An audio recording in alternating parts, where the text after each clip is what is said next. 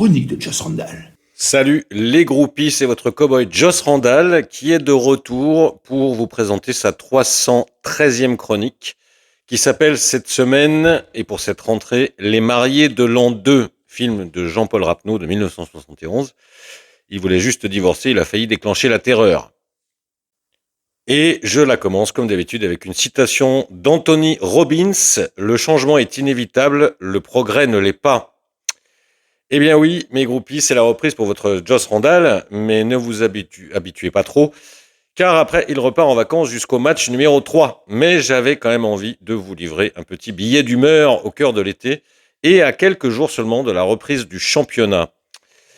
Car depuis ce bien triste échec de la première année de Kilmer à la SS, sanctionné par une descente en Ligue 2, il s'est quand même passé beaucoup de choses dans la Maison Verte.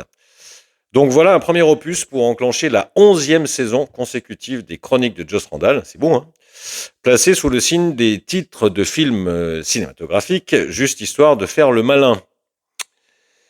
Chapitre 1, Le Nouveau Monde, film de Terrence Malick de 2005, le choc entre les cultures et les civilisations lors de la création du Nouveau Monde à partir du XVIIe siècle.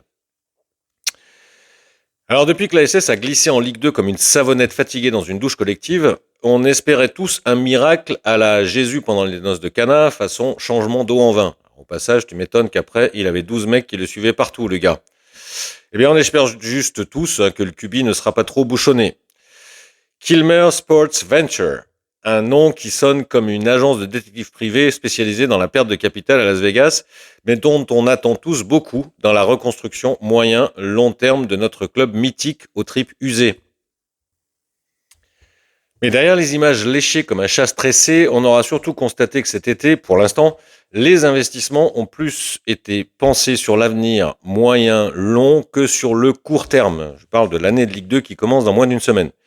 Alors côté gros chantier, Kilmer a mis des jetons significatifs dans l'amélioration de la structure du club. Reprise en main de la partie sponsoring et VIP, vendue à l'époque dans l'urgence avec ferme et chevaux par les anciens dirigeants pour cause de besoins urgents d'artiches.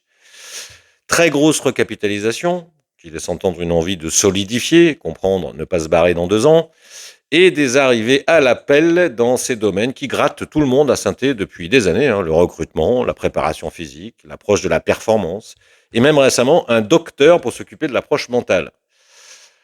Alors bien sûr, j'attends que le souffle de la surprise ait cessé d'agiter les frondaisons de ma curiosité, sans compter qu'une phrase comme celle-là, ça se trouve pas sur le sabot d'un cheval, avant d'être plus catégorique, mais je ne vous cache pas que cette partie-là me plaît autant qu'elle me rassure, sur la professionnalisation du club pour les années à venir, et sur les intentions du nouvel actionnaire, pas toujours très facile à lire jusqu'ici.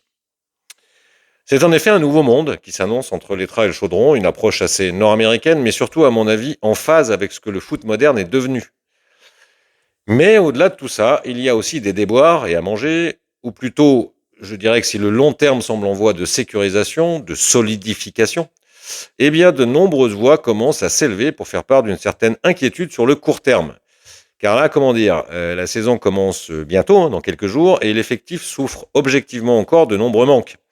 La préparation estivale, même si pas aussi catastrophique que certains veulent bien le dire, n'a pas non plus montré de certitude, mais est-il vraiment possible d'en avoir début août, dans un foot où la mercato d'été se termine après la 3e journée, je le rappelle, et là en tout cas pas rassurer les foules.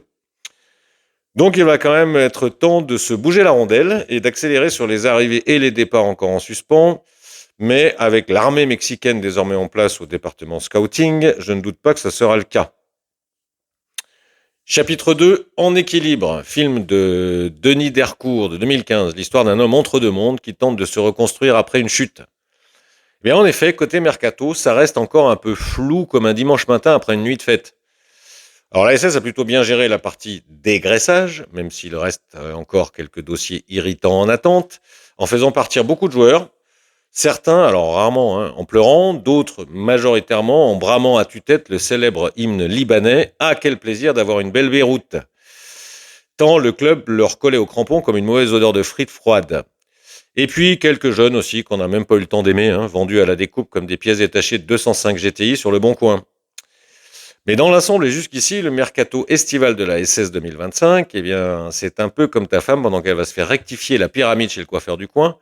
Tu espères que le résultat sera bon, mais tu sais que ça va encore prendre du temps et du talent.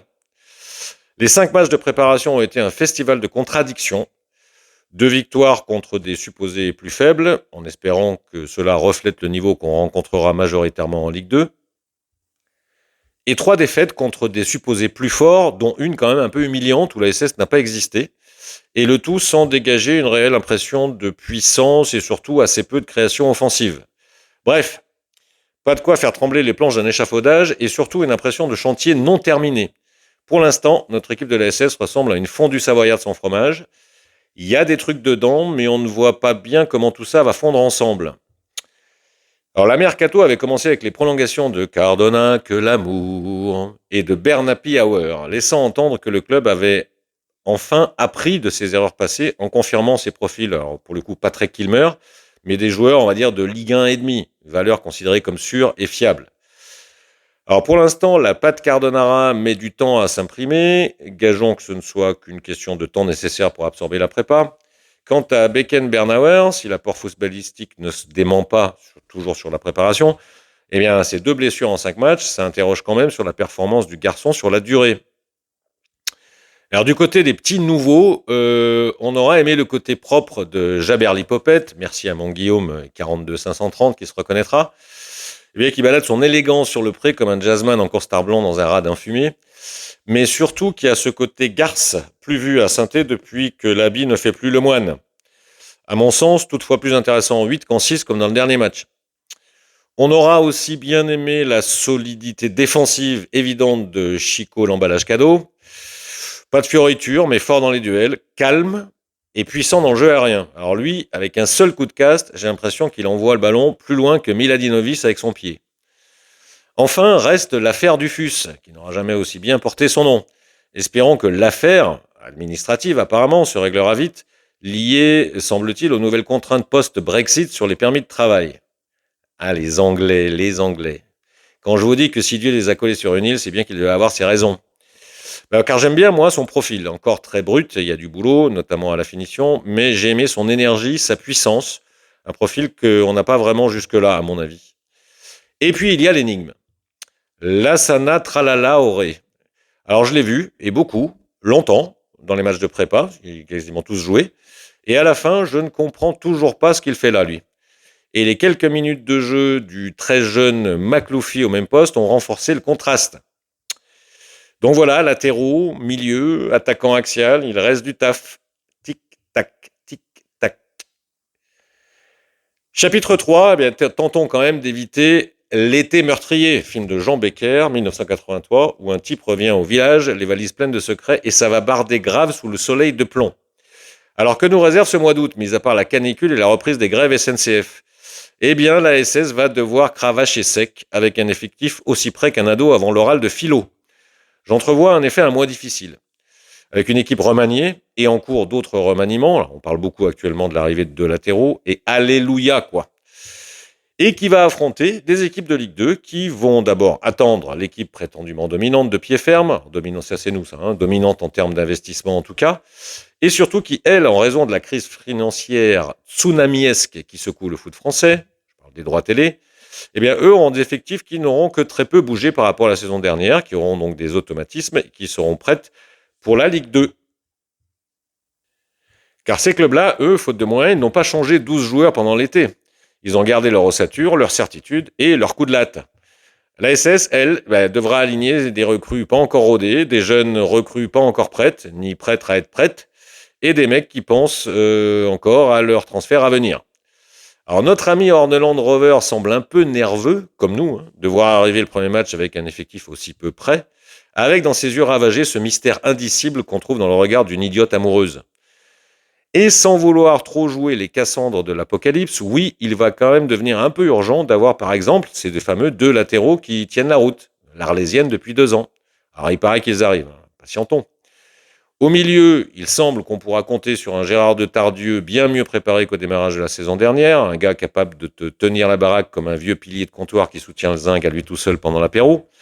Mais il en manque quand même au moins 1, voire 2 en cas de départ de Bouche Harry Potter, et si possible avec un profil plus créateur. Enfin, devant, il paraît évident que Stassin la demi-lune et Zourico David et Chevelu ne sont pas partis pour rester. Donc là encore, il vaudrait mieux éviter d'avoir à trouver des remplaçants le 29 août à 20h51. À suivre. En conclusion, Demain est un autre jour, film de Massimo Venière, 2011, qui traduit l'idée que chaque jour porte une promesse. Bon, on est supporters de la SS, les gars, pas de la Selecta de Moldavie. On sait que même dans la galère, on reste vert et fier, n'est-ce pas? La SS, c'est notre machin, notre légende cabossée. Alors on la suivra, même si elle joue comme une équipe de vétérans sous Prozac. Mais cela dit, et plus sérieusement, Ivan, c'est très bien ce que vous faites pour donner des moyens au club pour l'avenir, mais s'il te plaît, de grâce, pas de nouveaux péchés de condescendance à l'approche de cette année en Ligue 2. Rien n'est jamais gagné d'avance. À bientôt les groupies.